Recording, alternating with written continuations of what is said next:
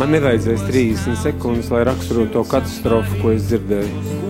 Aktieris, režisors, komponists, pasniedzējs, pedagoģijas zinātņu doktors un pat šā gada pašvaldību vēlēšanu Rīgas mēra amata kandidāts Edgars Kramiņš šobrīd visu darba kārtību pakļauj šova Jaunā talantu fabrika mentora un žūrijas pārstāvja pienākumiem. Tādēļ pats ir izbrīnīts, ja pietiek laika arī sadzīviskām lietām.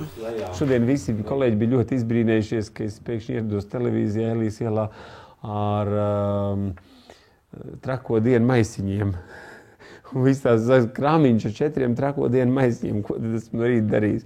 Es saku, vakarā es aizgāju mājās, izņēmu no paskatītu to bukletu, apskatījos, ko tur pārdod, un nosacināju, ka man tēvam nāk 70 gadu jubileja, un ka glāzes ir saplīsušas, un kafijas automāts vajag ciemiņam.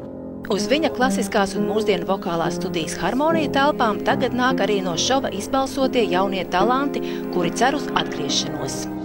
Another.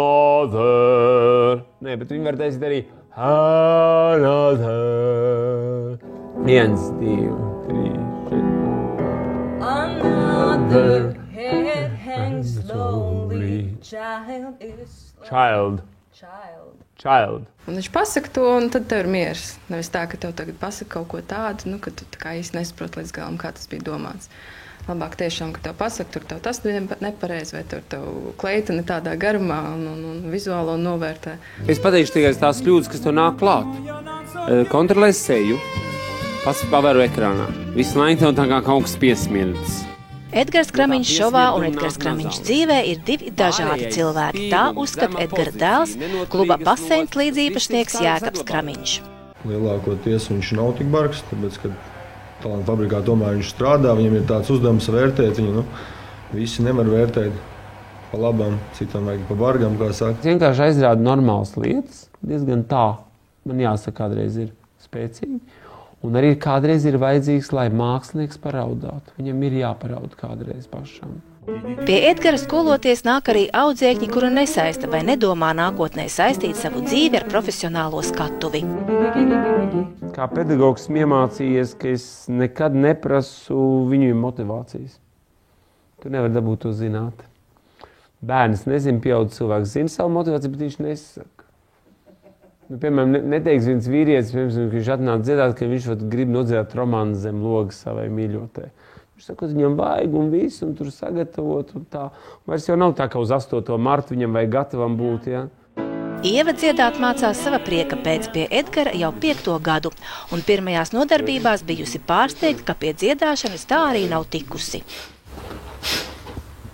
Un iesēdies.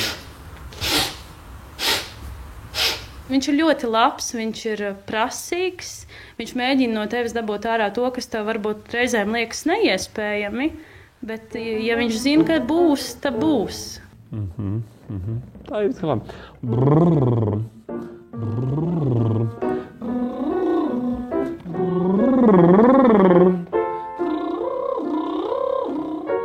Savu nākamgad gaidāmo 50 gadu jubileju Kramiņš labprāt atzīmētu atceroties muzikāli poetiskā teātra laikus kopā ar aktrisi Māru Zemdegu un režisoru Kārli Pamši. Skatoties tuvākā nākotnē, uzreiz pēc talantu fabrikas šova beigām, Edgars dosies uz Austriju, kur jau labu laiku vada stundas vokālajās meistarklasēs. Ja mēs negribam kļūt provinciāli, tad man tas ir jādara. Jūs ticiet man, es esmu arī kādreiz nogurst, es aizbraucu tur, es aizbraucu atpakaļ, un visur ir mūzika, un visur dzied. Un, zinu, kaut kur varētu aizbraukt, kur nedzied. Jā, laukiem, jā, tieši tā, tad tur es arī to daru. Jā, varbūt es bēgu arī no tā, jā, ka mūzikas par daudz, ka tev jau vienkārši galva nespēja to pieņemt pretī.